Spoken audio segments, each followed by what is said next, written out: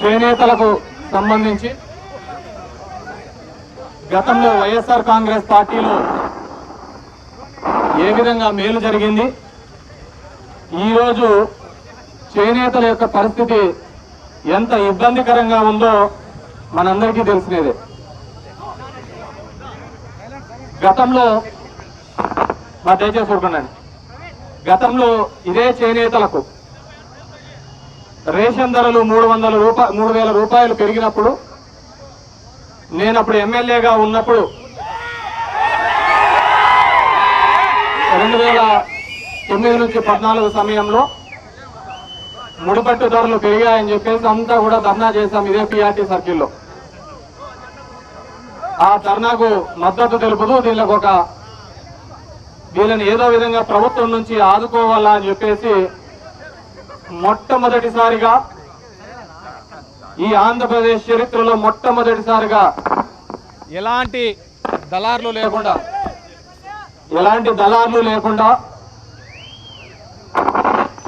నెలకు 600 రూపాయలు ఇచ్చే కార్యక్రమం చేయడం జరిగింది.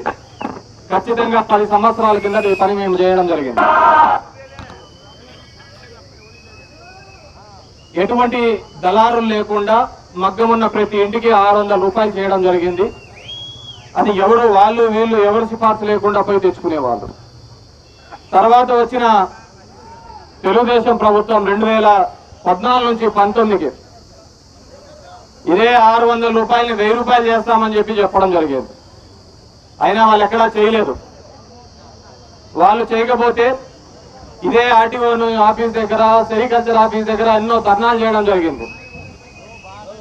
ఎప్పుడైతే వైఎస్ఆర్సీపీ తరఫున మేము ధర్నాలు చేశామో ఆ ధర్నాలు చేసిన సందర్భంలోనే కొద్దిగా డబ్బులు ఇచ్చేవాళ్ళు. ఇట్లయితే వీళ్ళతో చేత కాదు అని చెప్పి 32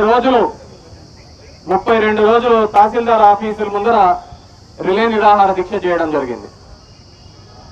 32 రోజులు నిరాహార దీక్ష తర్వాత జగన్మోహన్ రెడ్డి గారు ఇదే ధర్మవరం ఇదే సెంటర్కి వచ్చినాడు.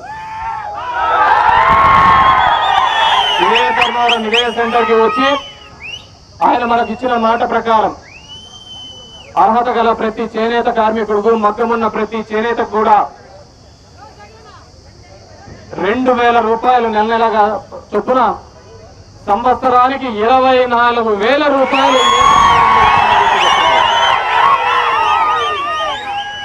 చెప్పిన మాట ప్రకారం అధికారంలోకి వచ్చిన మొదటి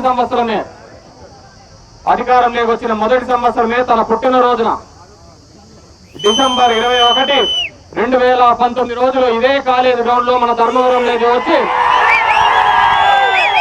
ఇదే నేతన్న నేస్తం కార్యక్రమం స్టార్ట్ చేసి ఇవ్వడం జరిగింది. ఆ విధంగా మొదలైన ఈ రోజు ఈ నేతన్న నేస్తం ఈ రోజు ఈ ప్రభుత్వం వచ్చిన తర్వాత అటకెక్కే పరిస్థితి. దాని గురించి అతిగతి మాట్లాడేవారు లేరు. దగ్గర 52 మంది చేనేత కార్మికులు చనిపోతే కూడా వాళ్ళ గురించి పట్టించుకునే నాతులు లేడు ఈ 2 ఏళ్లలో. ఎందుకంటే దౌర్భాగ్యం ఏం కావాలా? గతంలో కూడా తెలుగుదేశం పార్టీ ప్రభుత్వంలో ఇదే చేనేత కార్మికులు ఆత్మహత్యలు చేసుకున్నారని చెప్పేసి ప్రభుత్వానికి ఇదే విధంగా కోరడం జరిగింది. వాళ్ళకి సాయం చేయండి అని చెప్పి కోరడం జరిగింది. సాయం చేయమని కోరితే ఆ ప్రభుత్వం స్పందించకపోతే వైఎస్ఆర్ కాంగ్రెస్ పార్టీ తరఫున ఆ రోజు ఈ ధర్మవరంలో జోలు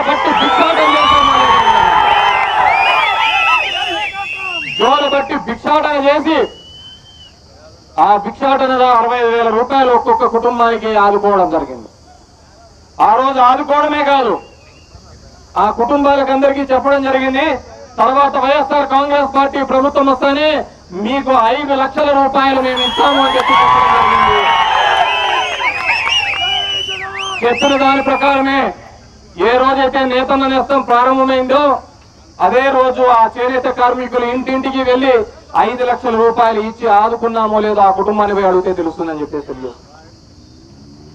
అన్ని విధాలుగా కూడా నేతన్నకు అండగా ఉన్నాం. ఈ రోజు దగ్గర ఇది 3వ సంవత్సరం.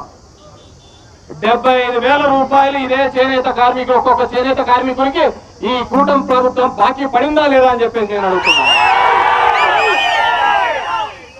ఇది కేవలం నేతన్న నేస్తామంటే ఏదో 25,000 రూపాయలు ఇచ్చి రావడం. వాళ్ళ జీవన ప్రమాణాలు పెంచే దిశగా అడుగులు వేసింది వైఎస్ఆర్ కాంగ్రెస్ పార్టీ. ప్రతి దశలోనూ వాళ్లకు తోడుగా నిలబడింది. వాళ్ళకు అన్ని విధాలుగా ఆదుకోవాలనే ఆలోచనతో ఆ రోజు 24,000 రూపాయలు జగన్మోహన్ రెడ్డి గారు ఇవ్వడం జరిగింది. ఈ రోజు కూటమి అలా కాదే, ఒక సంవత్సరం అమ్మఒడి కొట్టారు, రెండో సంవత్సరం ఇప్పుడు వేస్తున్నామంటున్నా. నేను వేస్తున్నారా ఈ రోజు వేసినామంటున్నారు. అది ఎప్పుడు పడుతుందో ఎవడు పడుతుందో తెలియదు. మనం ఉన్నప్పుడు సచివాలయంలో లిస్ట్ వేసేవాళ్ళు, వీళ్ళు అర్హత కలిగిన వాళ్ళు, వీళ్ళు ఎవరైనా మిస్ అయినారా చూసుకోండి అని చెప్పి. ఇప్పుడు సచివాలయంలో లిస్టు లేదు, ఎవరి దగ్గర లిస్టు లేదు. సచివాలయాలు ఇప్పుడు అంతా పార్కింగ్ ఫీజులు వసూలు చేసుకోవడానికి దీనిలో తిరుగుతున్నారు పాపం సచివాలయ ఉద్యోగస్తులంతా. అంత దీనంగా పరిస్థితి ఉన్నారు. ఈ రోజు చూస్తే దగ్గర ఈ 2 సంవత్సరాల్లోనే 52 మంది చేనేత కార్మికులు ఆత్మహత్య చేసుకున్నారా అని అడుగుతున్నాం. మరి వారికి మీరు వారికి ఏమాత్రం అండగా నిలబడినారు అని అడుగుతున్నా. నేను ఈరోజు ఈ ప్రభుత్వాన్ని కోరేది ఒకటే, మీరు ఇయ్యాలనుకుంటున్నారు, ఇచ్చేది ఏదైనా ఉంటే ఆ 75,000 రూపాయల్ని కూడా పాత బకాయితో సహా ఈ నేతన్నలకు ఆదుకుంటేనే మీరు నేతన్నలకు మేలు చేసిన వాళ్ళే కానీ తప్ప, లేదంటే ఎప్పటికీ కూడా నేతన్నల దృష్టిలో మీరు మోసగించిన వాళ్ళలాగే మిగిలిపోతారని చెప్పేసి తెలియజేసుకుంటున్నాను. అదేవిధంగా ఆ చనిపోయిన కుటుంబాలు ఏవైతే ఉన్నాయో ఆ చేనేత కుటుంబాలకు వాళ్లకు తక్షణమే 5 లక్షల రూపాయలు తక్షణమే ఇవ్వాలని చెప్పేసి కోరుకుంటున్నాను. ఆ విధంగా 5 లక్షలు ఇవ్వకపోతే ఇంకా ఈ ధర్మవరంలో ఏ చేనేత కార్మికుడు చనిపోయినా ఆ పాడ తీసుకొని వచ్చి ఇదే ఆర్టీఓ ఆఫీస్ ముందర పెట్టి ధర్నా చేస్తామని చెప్పేసి, అదే పాడ మోసుకొని వచ్చి వారికి న్యాయం జరిగిన వరకు ఇదే ఆర్టీఓ ఆఫీస్ ముందర ధర్నా చేస్తాము, ఇదే చేనేతలకు అండగా నిలబడతామని చెప్పేసి. ఈ రోజు ప్రతి రంగంలోనూ కూడా చేనేతలకు ఇబ్బంది జరుగుతుంది. వ్యాపారస్తులు దగ్గర ఇదే ధర్మవరం నియోజకవర్గానికి సంబంధించిన వాళ్ళకు 500 కోట్ల నుంచి 600 కోట్ల బకాయిలు రావాలని చెప్పేసి వస్తారు. మాట్లాడేవాడు మాట్లాడిచ్చేవాళ్ళు లేడు. ఇదే 2014 నుంచి 19 వరకు కూడా ఇలాగే ఆ రోజు కళానికేతన్కి సంబంధించిన లీల 20 కోట్ల రూపాయలు ఎగరగొట్టినాడు. దిక్కుని బాగానే అడిగేవాళ్ళు మాట్లాడలేరు. ఈ కూటమి వస్తానే ఇట్లాంటివన్నీ జరుగుతూ ఉంటాయి. మేము ఉన్నప్పుడు ఎవడైనా కానీ ఇంత జరగలేదు, అంత ధైర్యం చేయలేదే. ఈ రోజు వ్యాపారస్తులకు కూడా 500 నుంచి 600 కోట్ల రూపాయలు ఒక్క ధర్మవరం నియోజకానికే డబ్బులు రావాల్సిన అవసరం ఉంది. పట్టించుకునే నాతులు లేడు. ఎవడెక్కడ ఉంటాడో తెలియదు, ఎవరికి ఇవ్వాలో తెలియదు, ఎవడు దీన్ని ఆదుకుంటాడో తెలియదు. అలాగా అనాథగా అయిపోయిన పరిస్థితి ఈరోజు ధర్మవరం నియోజకవర్గం. నేను ఒక్కటే అడుగుతున్నాను, ఈరోజు ధర్మవరంలో ఉన్న వాళ్లకు, చీరలు వేస్తున్న వాళ్లకు గిట్టుబాటు లేదని చెప్పేసి, లేకుంటే మాకు సరిగ్గా జరగటం లేదని చెప్పేసి ఒక్కొరికి నెల రోజులు కానీ రేషన్ కానీ ఇవి కానీ ఇస్తున్నారా, మార్పులు కానీ ఇస్తున్నారా అని అడుగుతున్నా. ఇవ్వటం లేదే. నెలలు చేనేత కార్మికులు ఖాళీగా ఉంటున్నారు కదా. నెలలు చేనేత కార్మికులకు ధనీలు రేషాలు ఇవ్వక, నేపీ లేక ఇబ్బంది పడుతున్నారా లేదా? వాళ్ళ కుటుంబాలను ఎవరు ఆదుకుండేది? గతంలో జగన్మోహన్ రెడ్డి గారు ఉన్నప్పుడు ఖచ్చితంగా నెలకు ఏదో విధంగా వాళ్ళకి ఆర్థికంగా ఉండేది. ఒక పథకం పడింది అంటే మనం ఎక్కడ చూడక్కర్లే, ఆ పిఆర్టీలో చూస్తుంటే కలకల్లాడుతా అండి అంతా, ఏ మూల నుంచి ఆ మూల వరకు, ఈ మూల నుంచి ఆ మూల వరకు కలకల్లాడుతా పోతాండే.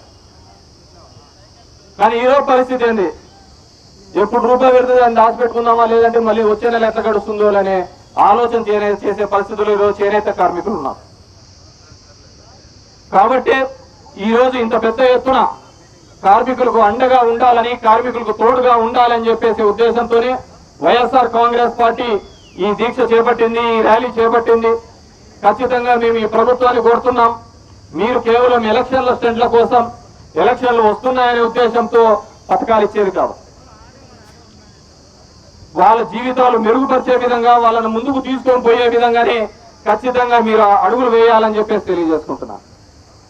ఆ విధంగా చేయకపోతే ప్రతి క్షణము కూడా వైఎస్ఆర్ కాంగ్రెస్ పార్టీ మీరు ఇచ్చే 50,000 బకాయి, 75,000 బకాయి ఇచ్చేంత వరకు కూడా పోరాడుతూనే ఉంటుందని చెప్పేసి ఈ సందర్భాన్ని అందరికీ కూడా తెలియజేస్తాను. ఎందుకంటే మీ గెలుపు ఈవీఎంలో గెలుపు. మీరు ఎలా గెలిచారో ఈవీఎంలో పెడుతూ. ఎందుకంటే స్వతంత్ర భారతంలో జగన్మోహన్ రెడ్డి మేలు చేసిన విధంగా, పేద మధ్యతరగతి వాళ్ళకు మేలు చేసిన విధంగా ఎవరు కూడా మేలు చేసిన దాఖలాలు.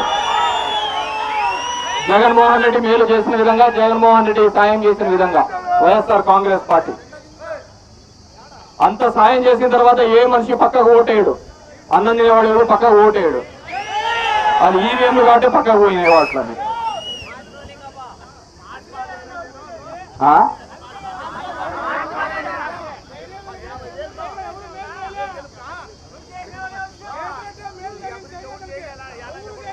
కాబట్టి మీ అందరినీ కూడా ఈరోజు ఈ ప్రభుత్వాన్ని కోరుతున్నాను, కేతిరెడ్డి ధర్నా చేశాడనో లేకుంటే ఇంకోటి ధర్నా చేశారనో కాదు మీరు చేయాల్సింది. నిజంగా వాళ్ళ జీవితాల్లో మెరుగుపరిచే విధంగా ఏమైనా చర్యలు తీసుకుంటున్నారా అని ఆలోచించండి. మీరు సూపర్ 6 లో చెప్పారు నీకు 15,000, నీకు 15,000, నీకు 15,000, పోయింది అది ఏందో తెలియదు. నీకు 18,000, నీకు 18,000, నీకు 18,000 చెప్పారు, అది ఎక్కడ పోయిందో తెలియదు.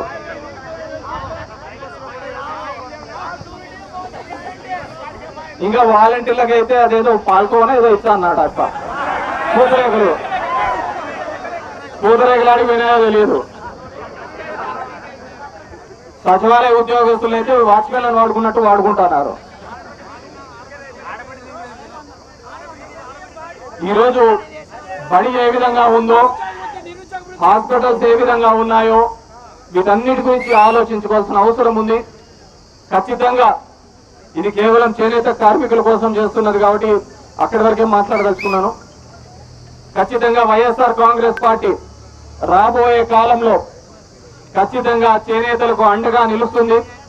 వారి ప్రతి సమస్యను కూడా తీర్చే విధంగా ప్రభుత్వం మీద ఒత్తిడి తెస్తుంది. మీరేదో క్లస్టర్ చేస్తా అంటున్నారు, ఆ క్లస్టర్లు చాలా వచ్చినాయిపోయినాయి మన ఊరికి. బాగుపడేది ఎవడనుంటే అటు నాగరాజు బాగుపడి ఉంటాడు. బాగుపడేది ఎవరైనా ఉంటే ఈ జాకర్లు అమ్ముకునేవాడు బాగుపడి ఉంటాడు. ఎప్పుడు కూడా కార్మికులకు మేలు జరగలే. నేను చాలా చూసా. ఈ ధర్మవరంలోకి వచ్చిన తర్వాత కార్మికులకు లబ్ధి జరగాలనే ఉద్దేశంతో చాలా సార్లు చాలా విధాలుగా ఆలోచించా. ఎప్పుడు సొసైటీల వాళ్ళే బాగుపడే వాళ్ళు, ఏముంటుంది పని బుక్కెత్తి రాసుకోవడమే కదా. అలా కాదు, చేనేత కార్మికులు నిజంగా మేలు జరగాలని. ఒకసారి నేసిన చీరలకు గిట్టుబాటు ధర రావటం లేదని కూలికి సంబంధించి అయితే ఇదే సెబి నారాయణ స్వామి గుడిలో కూర్చొని మాట్లాడి ఆ గిట్టుబాటు ధర పెంచే కార్యక్రమం చేసినాం. ఒకటి కాదు, రెండు కాదు, చేనేత కార్మికులు ప్రతి సందర్భంలోనూ అండగా ఉంటామని చెప్పేసి తెలియజేసుకుంటూ ఈ రోజు ఈ కార్యక్రమానికి విచ్చేసినటువంటి మీ అందరికీ కూడా మరొక్కసారి పేరు పేరున ధన్యవాదాలు తెలియజేసుకుంటూ